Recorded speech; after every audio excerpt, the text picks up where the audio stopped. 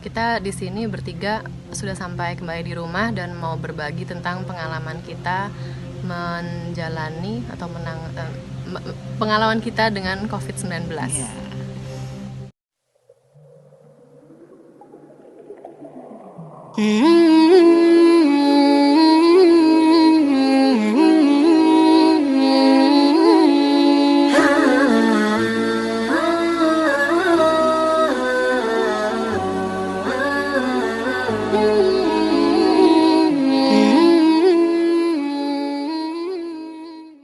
Kita di sini bertiga sudah sampai kembali di rumah dan mau berbagi tentang pengalaman kita menjalani atau pengalaman kita dengan COVID-19. Ya.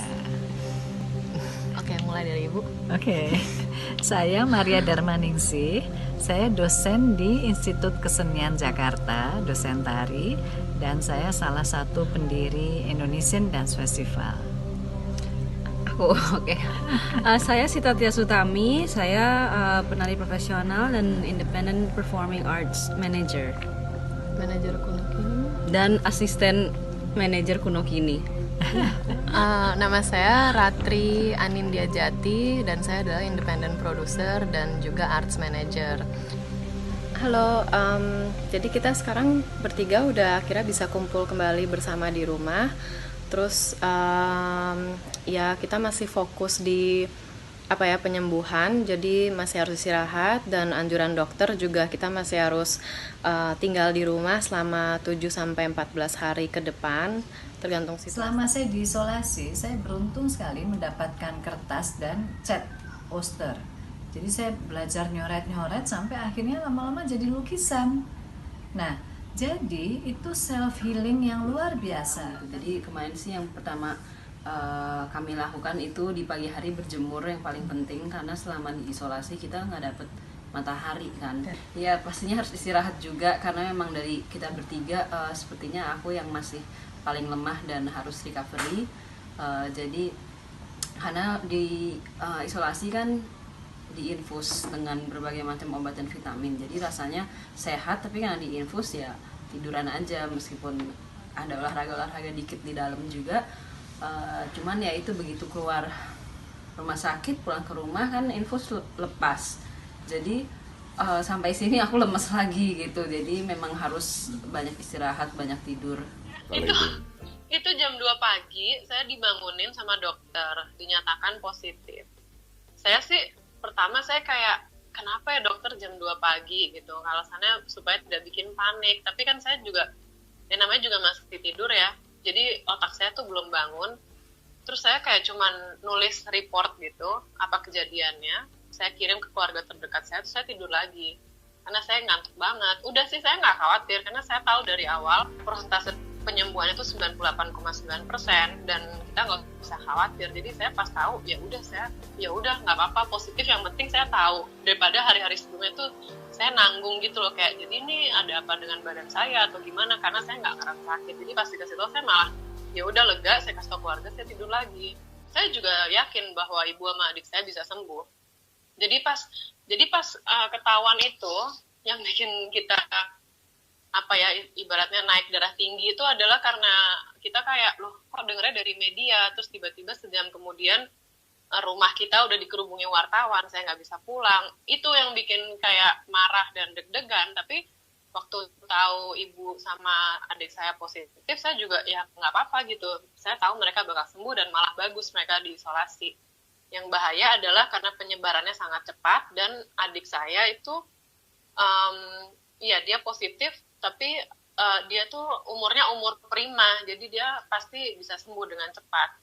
Sempat khawatir karena ibu saya lebih tua, tapi setelah saya bicara sama dia, hari itu aja dia udah nggak demam, udah nggak batuk, udah nggak apa-apa, dan dia senang, dia diinfus antibiotik dan vitamin, udah it's all okay gitu. Mereka juga yang bikin mereka bener-bener literally hasil darahnya agak tinggi karena stres pemberitaan di luar, jadi akhirnya mereka matiin TV semuanya, fokus penyembuhan, yang udah gitu, kita sih gitu aja.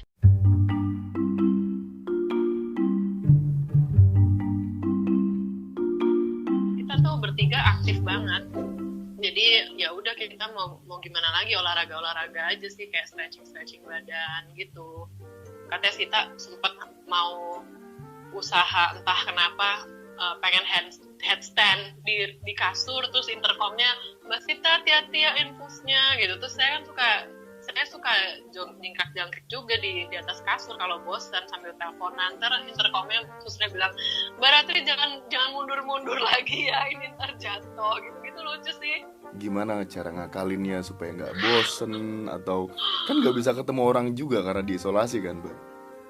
Iya, itu ya gitu. Pas ya awal-awal masuk sini, hari pertama sih saya seneng banget karena ternyata kamarnya Sita sama Ibu tuh gimana ya, ini kamar Sita, lalu ada kamar satu lagi, kamar Ibu di satu barisan, terus kamar saya di seberangnya di tengah-tengah. Jadi pas masuk kita bertiga teleponan gitu, terus kita dada-dadahan karena pintunya ada jendelanya.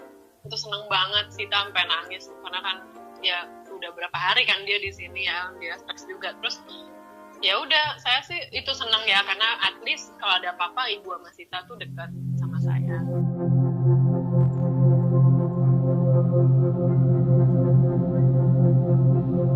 Pesan dari kita yang masih positif COVID-19 tetap semangat dan fokus ke self healing karena ini benar-benar bisa sembuh dan bisa sehat kembali. Kita cuma harus hati-hati, jaga diri dan disiplin dan fokus kesembuhan. Dan kalian semua pasti bisa sakit.